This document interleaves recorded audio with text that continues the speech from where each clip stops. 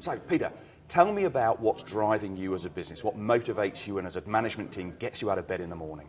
Stephen, we are absolutely motivated by bringing our technology, our understanding of financial networks, to bring them to both the first world and also the billions of people out of the emerging world who are suddenly empowered to do financial transactions by having mobiles, smartphones, being connected to remittance networks and other payments networks.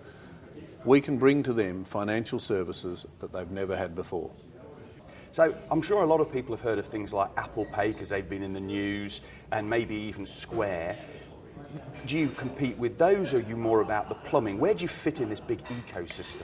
Big names out of the US such as Apple Pay and Square, very much in first world payments, interacting in Apple Pay's case, say in at the retailer, and obviously in that case you need to have an Apple device.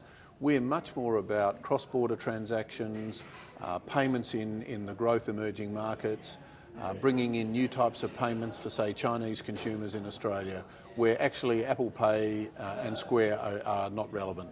Now, I'm seeing when I do the research and look on ASX and announcements, I can see things like Base2 acquisition, FlexiPin, Bitcoin. Help me put those all in perspective, because certainly Bitcoin, I'm sure everybody's heard of Bitcoin. I'm not sure how many people actually understand it, though. Yes. Bitcoin itself, let's say that that's a currency sitting on top of the blockchain. As a technology, blockchain is important. All of our banks are looking at it, governments around the world are looking at it. People are starting to deploy blockchain technologies, not just for currencies, but for things like contracts, certainty of identification, lots of other purposes. The actual cryptocurrencies, who knows what's going to be the winner right now?